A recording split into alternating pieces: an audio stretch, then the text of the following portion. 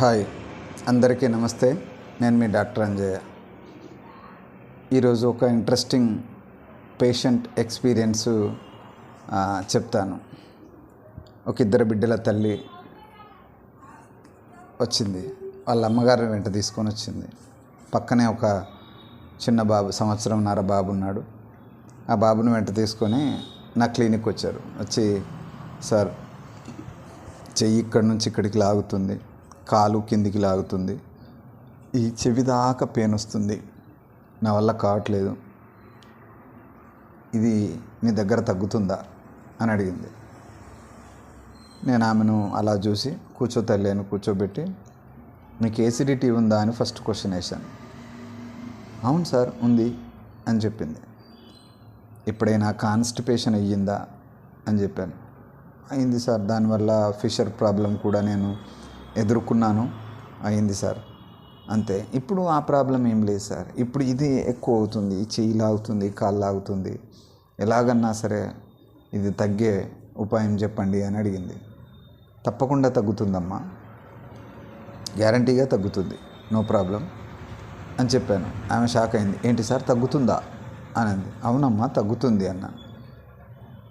Sir నేను ఎన్నో hospitals తిరిగి వచ్చాను సార్, అమెరికా నుంచి వచ్చినాను సార్, అక్కడ కూడా ఫిజియోథెరపీకి వెళ్ళాను, అయినా సరే తగ్గలేదు, మీ దగ్గర తగ్గుతుందా అని అంది. అంటే నువ్వు ఎన్ని రోజులు వెళ్ళావమ్మా అంటే, అక్కడ అప్రాక్సిమేట్లీ 3 days వెళ్ళాను. సరే 3 days 4 days వెళ్ళుంటావు, ఇక్కడ 10 days రావాలి, ఖచ్చితంగా తగ్గుతుంది అని చెప్పాను. సార్ 10 days కాదు సార్, 15 days వస్తాను తగ్గేటట్టయితే అంది. 15 days వద్దులేమ్మా, 10 daysలో తగ్గిపోతుంది, ఇట్స్ ఎనఫ్ అని చెప్పాను. నిజంగా సార్ మీ ఫీజు ఎంత చెప్పండి అని అడిగితే, పర్ డే 500 rupees అంటే ఆమె ఇంకా షాక్ అయింది. ఏంటి సార్ 500 rupees పర్ డేనా? అక్కడ $120 తీసుకున్నారు సార్, ఇక్కడ 10,000 అబోవ్. డాలర్తోని రూపీస్ను కనుక మనం పోల్చి చూసినట్టయితే $120 పర్ సెషన్ తీసుకున్నారు, ఇక్కడ 10,000 అబోవ్ సార్ పర్ సెషన్కి. మీరు 500 తీసుకొని నా నొప్పిని తగ్గిస్తారా అని అడిగింది. ఏమో తల్లి, ఇక్కడ రేట్ ఇలా ఉంది, అక్కడ రేట్ అలా ఉంది, ఓకే, బట్ నీ నొప్పి ఎక్కడైనా సరే నువ్వే కాబట్టి, ఎక్కడైనా సరే అనాటమీ ఒకటే కాబట్టి, ఎక్కడైనా సరే ఫిజియాలజీ ఒకటే కాబట్టి, ఎక్కడైనా సరే సైన్స్కు చేంజెస్ ఉండవు కాబట్టి, సైన్స్ ఎక్కడైనా సైన్సే కాబట్టి ఖచ్చితంగా తగ్గుతుంది అని చెప్పినాను.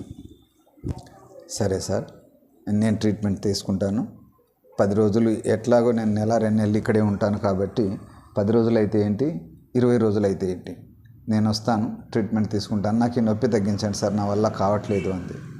సరే తగ్గిస్తాను, కానీ నువ్వు పథ్యం ఉండాలని చెప్పినాను. పథ్యం అంటే ఏది తినాలో ఏది తినకూడదు ఉండడం.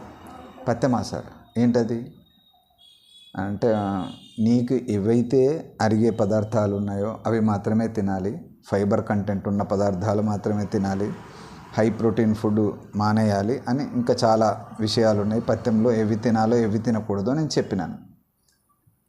తప్పకుండా సార్, నాకు తగ్గుతుంది అని అంటే నేను అవి పాటిస్తాను అని చెప్పింది. సరే అని ట్రీట్మెంట్ స్టార్ట్ చేసినాం. 3వ రోజు తర్వాత కొంచెం నొప్పి తగ్గింది, ఆమెకు రిలాక్స్ అయ్యింది. ఎలా ఉందమ్మా అంటే, ఓకే సార్ ఇప్పుడు బాగుంది, నాట్ బ్యాడ్ అని చెప్పింది. అప్పుడు ఎక్సర్సైజ్ స్టార్ట్ చేసినాం. అంటే ఎలక్ట్రోథెరపీ తర్వాత ఎక్సర్సైజ్ థెరపీ స్టార్ట్ అయింది. అలాంగ్ విత్ ఎలక్ట్రోథెరపీతో పాటు ఎక్సర్సైజ్ థెరపీ కూడా నడుస్తూ ఉంది. 10 రోజుల తర్వాత దాదాపు ఆమెకు పూర్తిగా తగ్గిపోయింది. ఆమె షాక్ అయింది, చాలా సంతోషపడింది. సార్ నేను మీరు చెప్తే నమ్మలేదు, 10 రోజుల్లో నాకు తగ్గిపోయింది, చాలా ఆనందంగా ఉంది. అసలు ఏంటి సార్ నాకున్న ప్రాబ్లం ఏంటి, అసలు వచ్చిన ప్రాబ్లం ఏంటి, దీన్ని మీరు ఎలా తగ్గించగలిగారు, ఏంటి విషయం చెప్పండి అని అడిగితే, నీకు పెద్ద ప్రాబ్లం ఏం లేదమ్మా, కాకపోతే చిన్న ప్రాబ్లమే, కానీ అది అంత తొందరగా తగ్గే ప్రాబ్లం కాదు. దాన్ని GERD అంటారు, గ్యాస్ట్రో ఈసోఫేగల్ రిఫ్లెక్స్ డిసీజ్ అంటారు. ఇది మీకు అన్నెసెసరీ ఫుడ్ అంటే అక్కర్లేని పదార్థాలు ఎక్కువగా తినడం వల్ల అది శరీరం ఓర్చుకొని తన వల్ల కాక ఇంకా నీ కడుపులో ఉన్న అన్నాన్ని అరిగించాలి కాబట్టి అది యాసిడ్ ఎక్కువ రిలీజ్ చేసింది. ఆ యాసిడ్ రిలీజ్ చేయడం వల్ల నీ కడుపులో ఆ అన్నం అరగడంతో పాటు యాసిడ్ కూడా ఎక్కువ అవ్వడం వల్ల ఆ గ్యాస్ వల్ల ఓసోఫేగస్ కింద ఉండే ఒక స్పింక్టర్, లోయర్ ఓసోఫేగల్ స్పింక్టర్ లీక్ అయ్యి పైకి రావడం జరుగుతూ ఉంటుంది.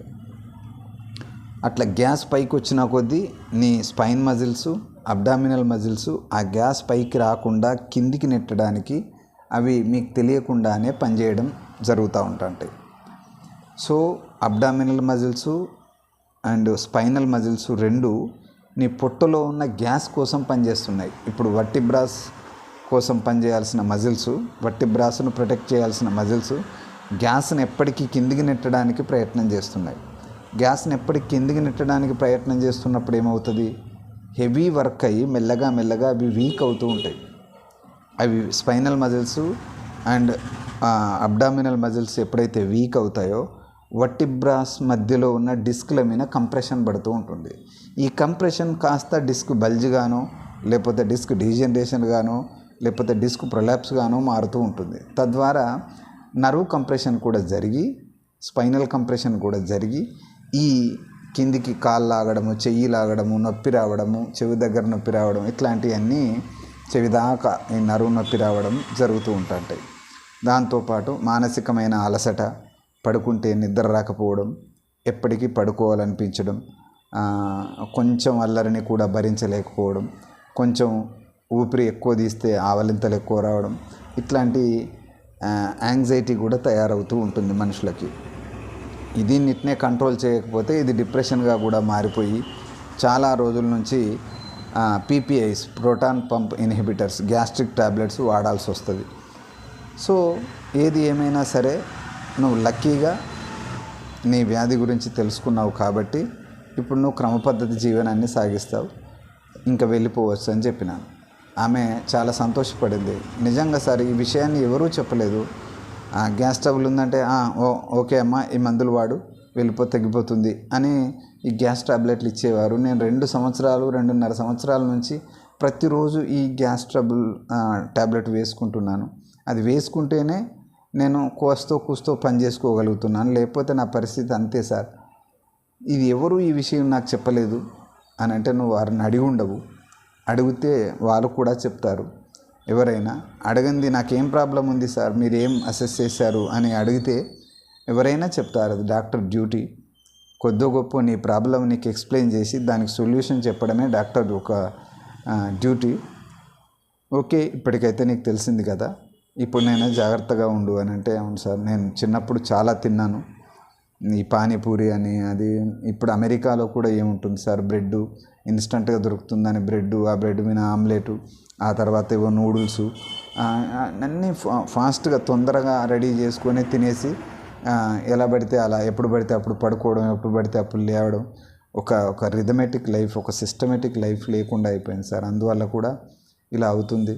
ఇంకా పిల్లలు ఉన్నారు, పిల్లల కోసం కొంచెం క్రమబద్ధమైన జీవితాన్ని నేను గడపాలి. థ్యాంక్ యూ సార్ అని చెప్పి వాళ్ళ అమ్మగారు ఆమె ఇద్దరు చాలా కృతజ్ఞతాపూర్వకంగా థ్యాంక్స్ చెప్పి వెళ్ళిపోయారు. సో నేను ఎవరికైనా వచ్చిన పేషెంట్స్ అందరికీ చెప్తూ ఉంటాను, ఫస్ట్ వ్యాధులు అనేటి శరీరం అనేది చాలా ఆరోగ్యంగా ఉన్న శరీరం ఎందుకు పాడవుద్ది అని అంటే మానసిక చాపల్యం వల్ల శరీరాన్ని పాడు చేసుకుంటాడు మనిషి. రుచి కోసము పొట్టను పాడు చేసుకుంటాడు అండ్ ఈ మానసిక ఆనందం కోసము డబ్బును పాడు చేసుకుంటాడు మనిషి. ఇట్లా రకరకాలైన వ్యాపకాలు, వాటి వల్ల మన ఎనర్జీని కోల్పోతాం. ఏదో ఒక రకంగా ప్లెజర్ వల్ల ఎనర్జీని కోల్పోతాం. రుచి ద్వారా ప్లెజర్ వస్తుంది. ఆ ప్లెజర్ కోసము మనిషి తన డబ్బులు పోయినా పర్వాలేదు, ఆరోగ్యం పోయినా పర్వాలేదు, ప్లెజర్ ముఖ్యమే అని అనుకొని అధికంగా తినడము, అనవసరమైంది తినడము చేస్తూ ఉంటాడు. అన్నెసెసరీ ఫుడ్స్ అనేటి అవసరం. ఇంటి భోజనం అనేది చాలా పవిత్రమైంది, అమృతంతో సమానం. బయట భోజనం ఎప్పుడు కూడా అవసరమైతే తప్ప తినకూడదు, అత్యవసరమైతే తప్ప తినకూడదు. ఎందుకంటే మీరు ఒకసారి ఆలోచించండి, ప్రతి 2 కిలోమీటర్లకు ఒక స్ట్రీట్ ఫుడ్ బండి కనబడుతూ ఉంటుంది. ఇక్కడ నుంచి పెద్దపల్లి నుంచి హైదరాబాద్కి వెళ్తే దాదాపు ప్రతి ఊరిలో ఒక స్ట్రీట్ ఫుడ్ బండి కనబడుతూ ఉంటుంది. దాన్ని ఫుడ్ ఇన్స్పెక్టర్ వచ్చి ఎప్పుడన్నా చెక్ చేస్తున్నాడా? చాలా కష్టం. కొన్ని కోట్ల బండ్లు ఉన్నాయి. మా పెద్దపల్లిలోనే టిఫిన్ సెంటర్లు లెక్కేస్తే ఒక 50 నుంచి 100 టిఫిన్ సెంటర్లు ఉన్నాయి. 50 నుంచి 100 టిఫిన్ సెంటర్లలో ఫుడ్ ఇన్స్పెక్టరు రోజు చెక్ చేయాలి అని అంటే ఆయన వల్ల కాదు. ఫుడ్ ఇన్స్పెక్టర్ ఏది చెక్ చేస్తాడు అంటే ఒక ఫేమస్ రెస్టారెంట్ ఉంటే దాన్ని చెక్ చేస్తాడు. ఎందుకు అంటే ఫేమస్ రెస్టారెంట్కి ఎక్కువ డబ్బులు ఖర్చు పెట్టి వెళ్ళే వాళ్ళు ఉంటారు కాబట్టి వాళ్ళ హెల్త్ వీరికి ముఖ్యం కాబట్టి వాళ్ళు వెళ్ళి దాన్ని చెక్ చేస్తారు. అయినా ప్రతి బండిని చెక్ చేయడం ఫుడ్ ఇన్స్పెక్టర్ వల్ల కాదు. సరే ఇవాళ చెక్ చేసినావు, ఈ బండికి మూసేస్తావా, ఏం చేస్తావు, జైలు వేస్తావా, ఏం చేస్తావు అతన్ని? ఆ తర్వాత బెయిలో గీలో తీసుకొని వాడు ఇంకో కాడ పెడతాడు బండిని. అప్పుడు ఈయనకి ఇదే పని, వానికి అదే పని. సో మనం మన ఆరోగ్యాన్ని ప్రొటెక్ట్ చేసుకోవాలి. ఈ బయట ఉన్న ప్రపంచాన్ని విమర్శించే బదులు ఫస్ట్ మన చాపల్యం ఎందుకు? అక్కడ అన్నీ కనబడతాయి. ఈ సమోసా బండి కనబడుతుంది, లేకపోతే పానీపూరి బండి కనబడుతుంది. అవి కూడా అవసరమే సొసైటీకి. ఇప్పుడు gastro hospitals, gastro enterology doctors బతకాలంటే ఇట్లాంటి బండ్లు ఉండి తీరాలి. పోలీసులు, చట్టాలు ఇవన్నీ బతకాలి అంటే దొంగలు, మోసగాళ్ళు, నేరస్తులు ఉండి తీరాలి. సొసైటీ అనేది ఇట్ సెల్ఫ్ బ్యాడ్ను గుడ్ను రెండింటిని మేనేజ్ చేసుకుంటూ నడుస్తుంది. కానీ బుద్ధిమంతులు మాత్రమే ఆలోచించి నిర్ణయం తీసుకుంటారు. ఇది నాకు అవసరమా కాదా, ఇది ఎంతవరకు సేఫ్టీ, ఇది ఎంతవరకు అన్సేఫ్టీ.